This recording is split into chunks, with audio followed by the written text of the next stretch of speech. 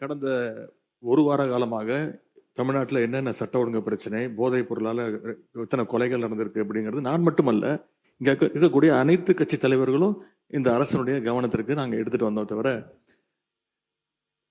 அதற்கு நீங்கள் இது வரைக்கும் எந்த அமைச்சரும் அதற்கு சரியான பதில் சொல்லவே இல்லை. ஆனால் மாறாக உங்க ஆட்சியில் எப்படி நடந்தது, உங்க ஆட்சியில் எது நடந்தது அப்படின்னு குறை சொல்லி கொண்டிருக்காங்க. அது போட்டோ தான் காட்டினாரு, எஃப்ஐஆர் பதிவுப்பட்டிருக்கு அப்படின்னு சொன்னாரு. இதுல இருந்து என்ன தெரியுதுன்னா, எங்களுடைய ஆட்சியில நாங்கள் நடவடிக்கை எடுத்திருக்கிறோம், நடவடிக்கை எடுக்கப்பட்டிருக்கு எங்களுடைய ஆட்சியில. நாங்க கேட்கறது ஏன் உங்க ஆட்சி நடவடிக்கை எடுக்க மாட்டேங்கிறீங்க அப்படிங்கிறத நாங்க கேட்கிறோம். அவர் ஒரு போட்டோ காட்டுறாரு, பேசி முடிக்கட்டும். அமைச்சர் அவர்கள் ஒரு போட்டோவை காட்டினாரு. இன்னொரு வீடியோ ஒன்று இருக்கு, எல்லாருமே பார்த்தாங்க, ஒட்டுமொத்த இந்தியாவே பார்த்துச்சு, உலகம் முழுக்க பார்த்தாங்க.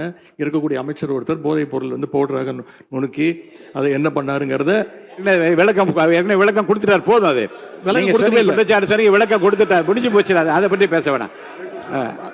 அதை மட்டும் நீக்கி விடுகிறேன். நீங்க பதில் சொல்லியாச்சு, உட்காருங்க. திரும்ப அதை பத்தி பேச வேண்டாம். கடந்த அவங்க திருப்பி குற்றச்சாட்டு வைக்கும்போது நாங்கள் அதை குற்றச்சாட்டு வைக்குவோம்.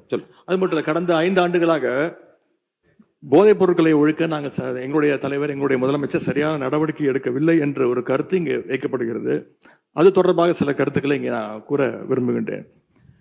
ஆட்சிக்கு வந்த ஒரே ஆண்டுல எங்களுடைய தலைவர் அவர்கள் போதைப் பொருள் இல்லா தமிழ்நாடு என்ற இலக்கோடு மதுவிலக்கு அமலாக்கத்துறையையும் நார்காட்டிக்ஸ் இன்டெலிஜென்ஸ் பியூரோ சிஐடி என்ற இரு பிரிவுகளை ஒன்றிணைச்சு இபிசிஐடி என்ற புதிய பிரிவை உருவாக்கினவர் எங்களுடைய தலைவர் திரு முத்துவேல் கருணாநிதி ஸ்டாலின், அன்றைய முதலமைச்சர் அவர்கள்.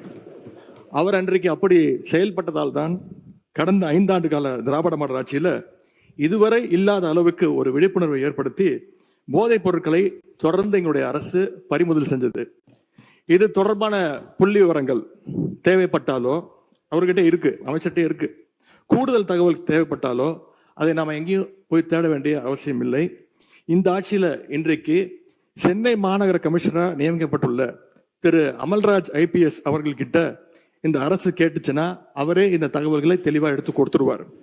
ஏன்னா அவர் தான் இன்னைக்கு கமிஷனர் இருக்கிறாரு. இந்த இபிசிஐடி பிரிவை தலைமையேற்று நடத்தியவரும் அவர் தான். அவர்கிட்ட கேட்டா கரெக்டா சொல்வாரு, எத்தனை டன் கஞ்சாவை பறிமுதல் பண்ணோம், எத்தனை பேரை நாங்கள் கைது செஞ்சிருக்கிறோம், சிறப்பு புகார் எண்கள் எத்தனை அறிவிச்சோம், விழிப்புணர்வு நிகழ்ச்சிகள் எல்லா டேட்டாவும் அவர்கிட்ட இருக்கு.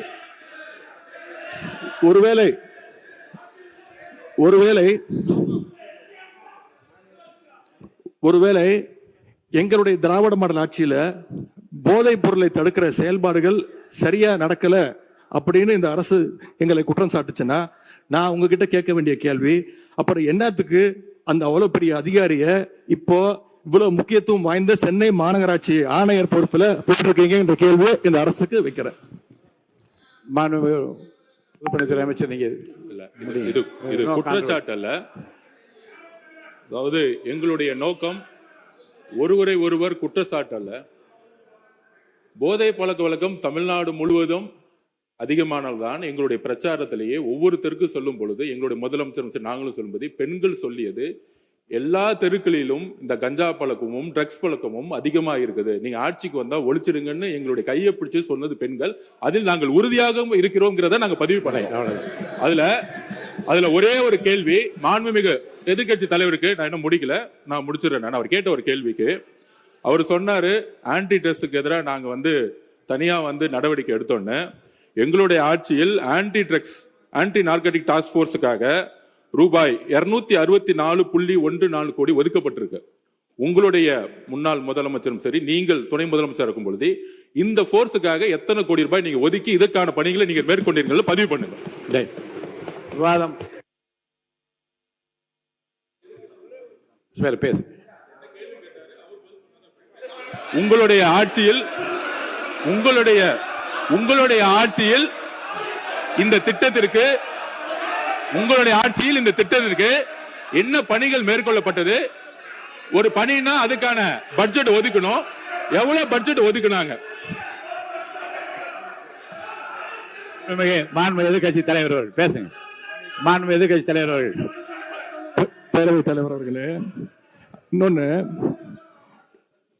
போதைப் பொருள் ஒழிப்பு மற்றும் சட்டவிரோத கடத்தல் தடுப்பு பணியை சிறப்பாக மேற்கொள்ளும் காவலர்களுக்கு 2 நாட்களுக்கு முன்பு நம்முடைய முதலமைச்சர் அவர்கள் விருதெல்லாம் வழங்கியிருக்கிறார்.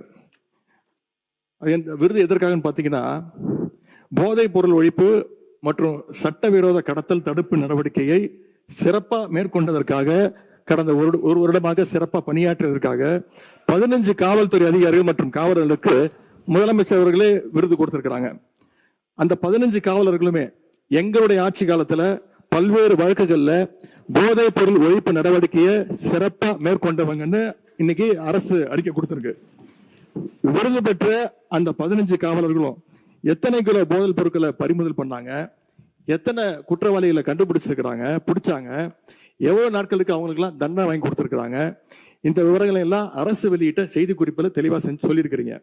போதைப் பொருள் தடுப்புக்கு எங்க ஆட்சியில நடவடிக்கை எடுக்கல அப்படின்னா அப்புறம் என்னதுக்கு இந்த காவலருக்கு முதலமைச்சர் அவர்கள் விருது கொடுத்தார் அப்படின்னு இங்க நான் பதிய வைக்க விரும்புகிறேன். அதே போல அமைச்சர் அவர்கள் சில கேள்விகளை கேட்கிறாரு. அமைச்சர் அவர்கள் கேட்கிற கேள்விக்கு நான் தான் பதில் சொல்லணும் அப்படின்னு அடம்பிடிக்கிறாரு. இன்னைக்கு நானு நம்முடைய அனைத்து கட்சி தலைவர்கள், எதிர்கட்சி தலைவர்கள்லாம் இன்னைக்கு இந்த என்ன சட்டம் ஒழுங்கு சம்பந்தமா பேசிட்டு இருக்கிறோம். அந்த சம்பந்தப்பட்ட அமைச்சர் இங்க இருக்கிறாரு, அவர் ஏன் இப்ப பதில் சொல்ல மறுக்கிறாரு என்பதை நான் கேட்க விரும்புகிறேன். இந்த கவன ஈர்ப்பு தீர்மானமானது அமுதனை பற்றியது. அமுதன் பார்த்தீங்கன்னா சகலாபுரம் சட்டமன்ற என் தொகுதி சார்ந்த மாணவன் தான். கள்ளக்குறிச்சி மாவட்டத்திலிருந்து அதிகப்படியா மாணவர்கள் கோயம்புத்தூர் கல்லூரியில தான் படிச்சுட்டு வராங்க பல ஆண்டு காலமா. ஏன் இதை வலியுறுத்தனா, இந்த போதை பழக்கத்தால அமுதன் இறந்தாருன்றது மாற்று கருத்தே இல்லை. போதை பழக்கம், அந்த அடிச்சு கொண்ட பசங்க எல்லாமே போதை பழக்கத்தில் தான் இருந்தாங்க. அந்த 20 பேருமே போதைப் பொருள் பயன்படுத்திய கல்லூரி மாணவர்கள். அவர்கள் ஒண்ணு கொலை குற்றவாளி கிடையாது. நான் ஏன் இதை சொல்றேன்னா 100 நாள்ல இந்த போதை பழக்கத்தை கத்துக்கிட்டாங்க. நாங்க உங்க ஆட்சியில சொல்ல வரல. நீங்க எதுக்கு எடுத்தாலும் அம்மாவின் ஆட்சின்றீங்க. இந்த கொலை குற்றம் நடந்திருக்கு. அந்த பாதிக்கப்பட்ட அமுதன் தரப்புக்கு தேவையான உதவி செஞ்சுட்டீங்க, அரசாங்க வேலை தரேன்னுட்டீங்க, நியாயமானது. ஒண்ணு மட்டும் சொல்லிக்கிறேன், இந்த போதை பழக்கம் எங்க இருந்து வருது? பல வெளிமாநில கேரளாவில இருந்து வருது. நாம இந்த கவன ஈர்ப்பு தீர்மானமே மாணவர்கள் பாதிக்கப்படக்கூடாது, கஞ்சா பழக்கத்துக்கு ஆட்படக்கூடாதுன்னு நினைக்கிறோம். அதற்கான தீர்வு தான் இந்த சட்டமன்றம் எடுத்து போகணுமே தவிர, போன ஆட்சியில பண்ணிட்டீங்க, இந்த ஆட்சியில கேட்கல. அடுத்து சிறப்பு கவன ஈர்ப்பு தீர்மானம் போதுங்க. நீங்க உங்க தொகுதின்னு சொன்னதுனால உங்களுக்குரிய இடம் தர வேண்டும் என்று அனுமதித்தான் போதும்.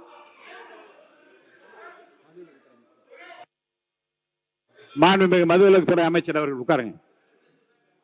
மாண்புமிகு பேரவைத் தலைவர் அவர்களே, மாண்புமிகு எதிர்க்கட்சி தலைவர் சொன்னாரு இந்த மாதிரி 15 காவலர்களுக்கு சிறப்பு விருது கொடுத்தோன்னு.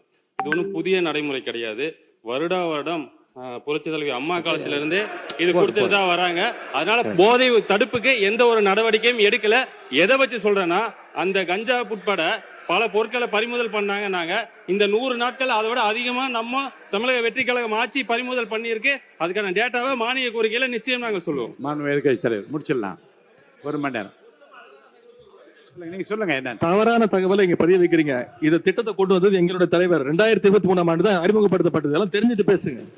மாண்புமிகு உறுப்பினர் போதும். ஏறத்தாழ 1 மணி நேரம் இந்த பிரச்சனை எவ்வளவு முக்கியத்துவம் வாய்ந்தது என்பதற்காகவும் மாண்புமிகு உறுப்பினர் சொன்னாரு கேரளால இருந்து இது நிறைய சப்ளை ஆகுதுன்னு.